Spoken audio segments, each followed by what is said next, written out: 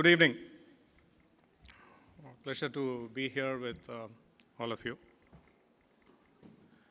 First, a disclosure, right? I'm a career at Tata Group employee and a career at TCS, right?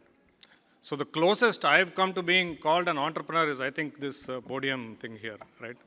Which kind of makes it look like I'm one. So hats off to all of you who started being an entrepreneur at such a young age. So many of you, much younger than me.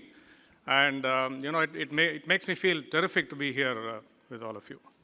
And, also if you look at my title, so, what is it that, that I'm, talking about here being this? Why is the president of BFSI Platforms here discussing entrepreneurship with all of you on blockchain? Because in the middle of everything else that we do in this business, we have incubated a small business called Quads, which essentially is about creating solutions for blockchain, leveraging DLT and AI.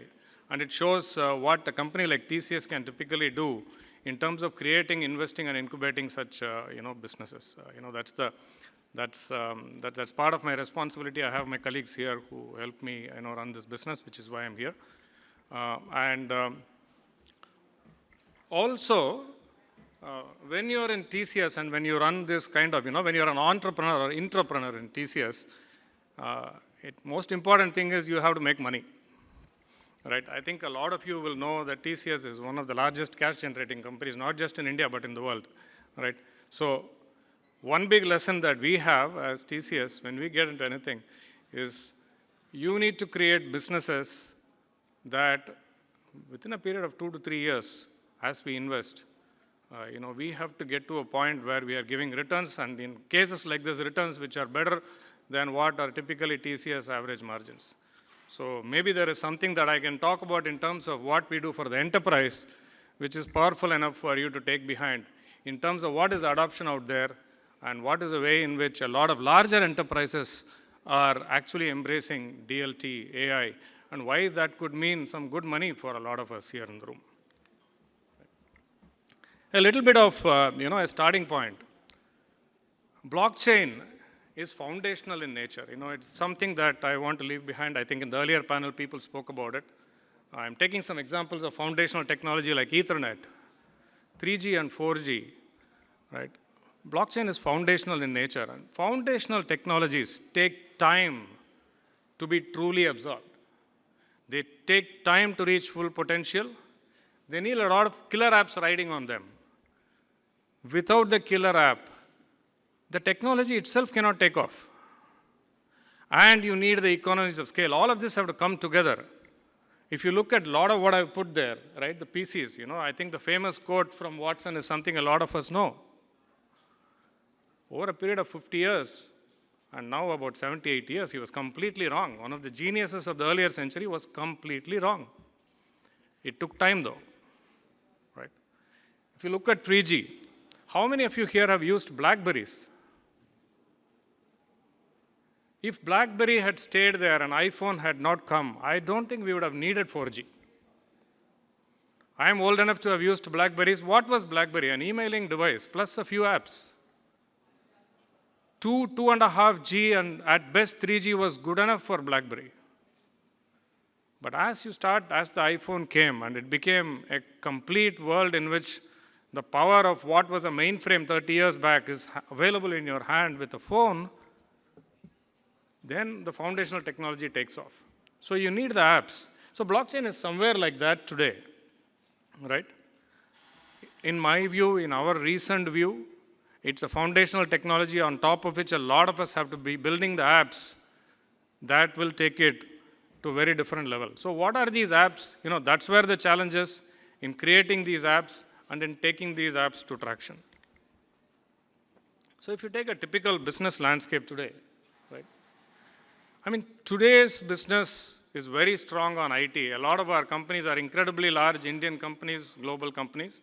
That's because we have robust IT infrastructure on top of which companies are run. There's huge automation. Digitalization is a given. I think in the earlier panel, I think it was Varun who spoke about it. I think there was a conversation there, right? That blockchain is not about one enterprise.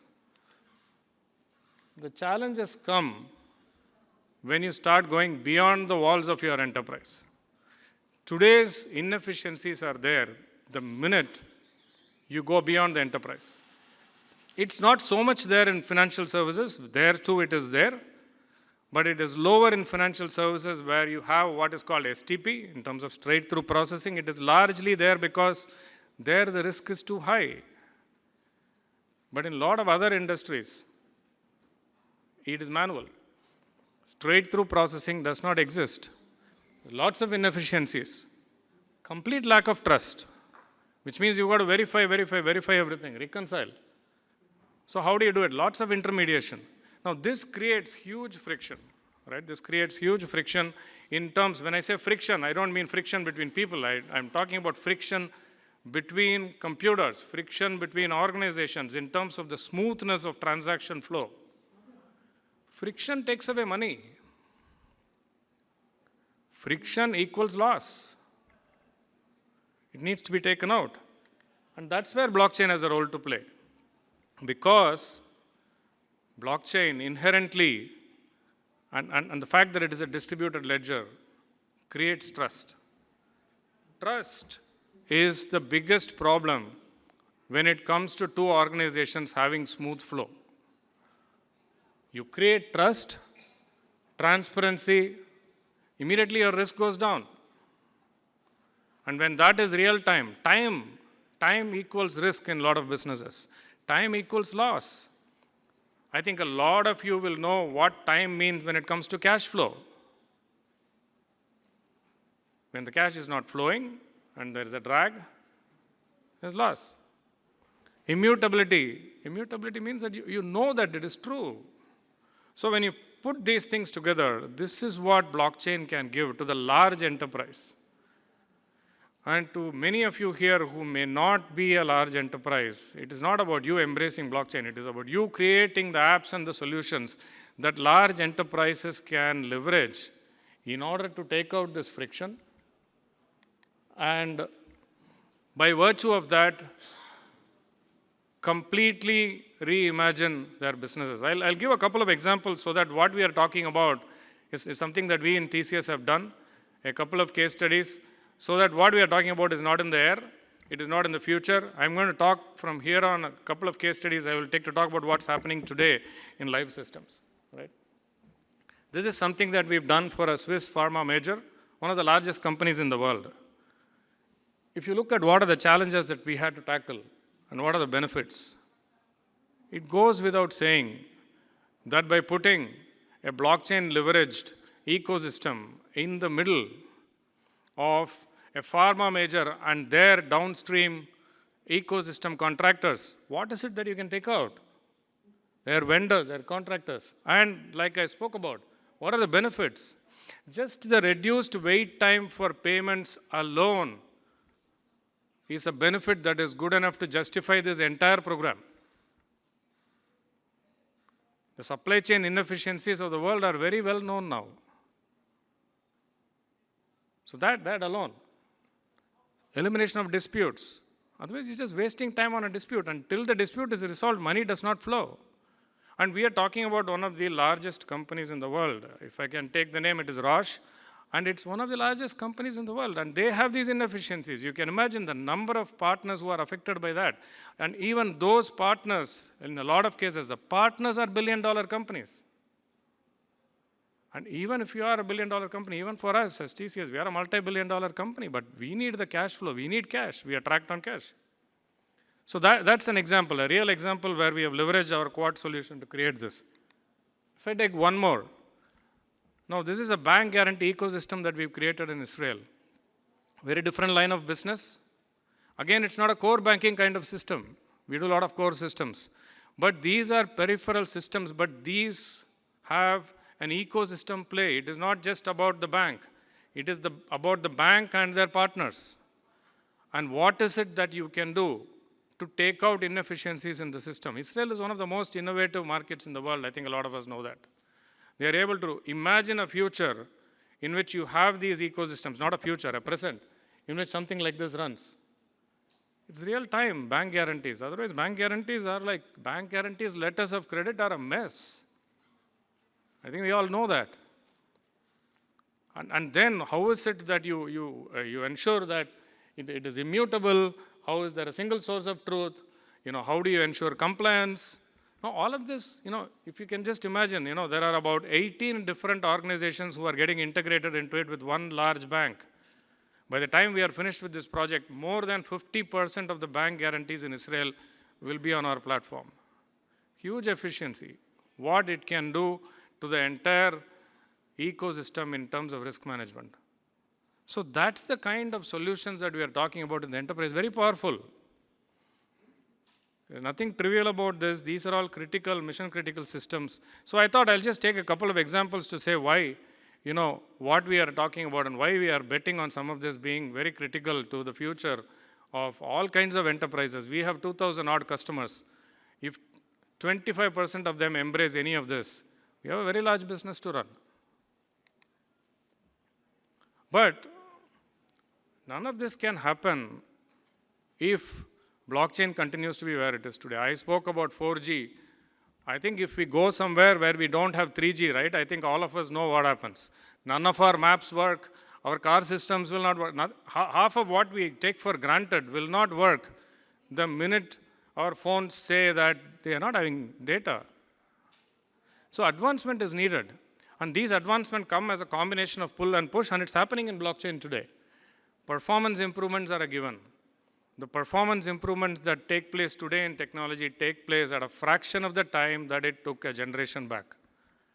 Those of us who've been in the industry for more than 20 years, 25 years, we know that what used to take 10 years for improvement takes 2 years today.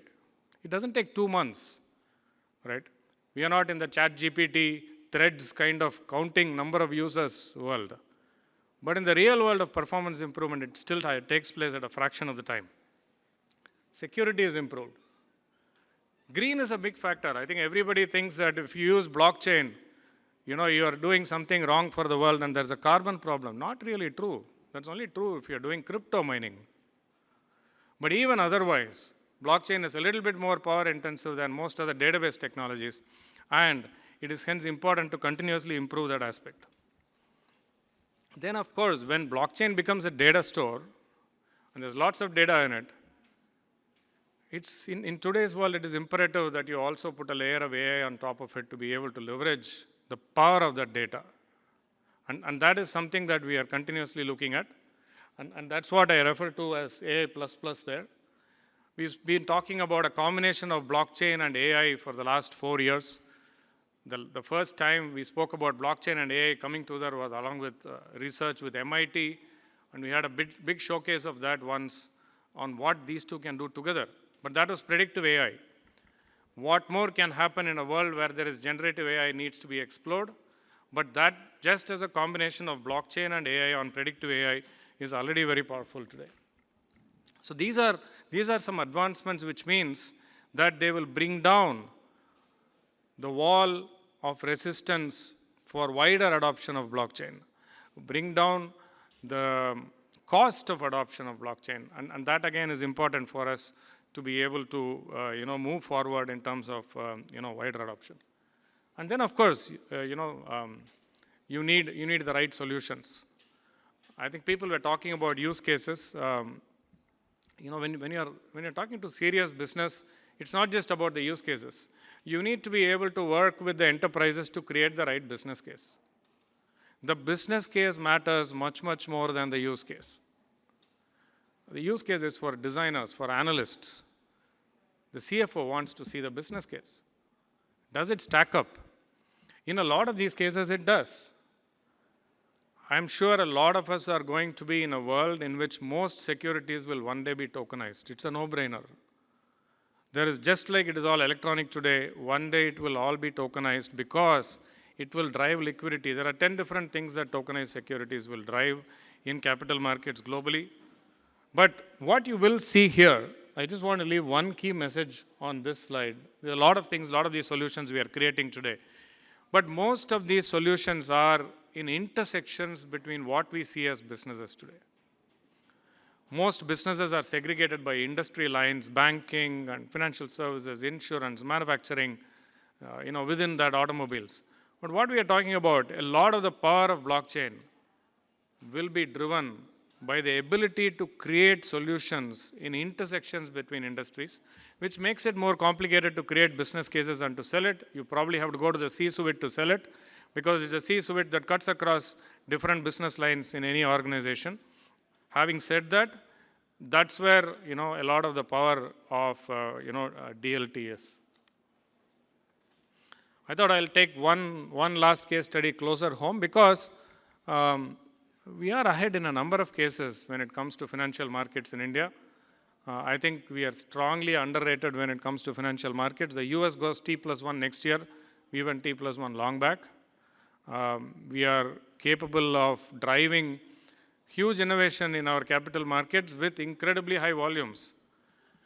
And in India, we have two depositories, as most of you who are interested in capital markets will know. We work for both of them. We pretty much work for every single large market infrastructure in India. We do their core business.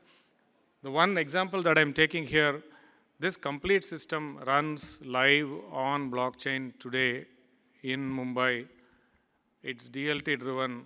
Bond markets in India are small compared to equities and futures markets, equity futures, but it's a fantastic beginning. There was regulation that was discussed in the earlier panel. There is regulatory support for this. It is in fact driven by SEBI. So there's no lack of regulatory support. There's no lack of regulatory support for the right solution to address the problem that needs to be addressed at that point of time. So I thought it's very important to speak about it. There are a lot of good things. I think a lot of you can read the slide for yourself. We are continuously upgrading the solution. It is again leveraging our Quartz product, and it's live today. It's live here in India. It's a huge ecosystem in which a lot of people have plugged in. So to wrap it up, I've taken like a 5-year time frame here. The source is IDC. I have not tried to put billions and trillions into this. I think lots of dollars are always mentioned when it comes to the future of any technology. I don't know how those are counted. I don't want to know how those are counted. But if you look at it, a lot of these bubbles represent genuine innovation that can take place in the financial industry as we look into the future. So we are clearly past the hype cycle. Blockchain has had a massive hype cycle and a massive downside from the hype cycle, but we are into what is a very reasonable growth cycle. 3-digit growth in servicing this industry is easily possible today. If you are not interested in 3-digit growth in today's economy, I think we would all kill for double-digit growth in today's economy. 3-digit growth is possible. Disintermediation will drive the change.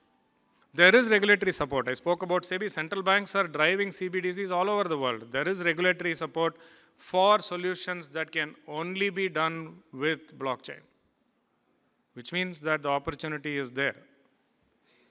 But applications and apps will drive the adoption. The adoption is not going to come just because the technology is good, just because the technology is cool to talk about, cool to use, everybody is talking about it. Adoption doesn't come from there. Particularly, enterprise adoption cannot and will not come just because there is technology. It can only come when there is an application and when there is a business case. I think I'll stop with that, with a quote, particularly because I'm in a group of entrepreneurs. I don't want to predict the future. Even Abraham Lincoln didn't want to. So who am I?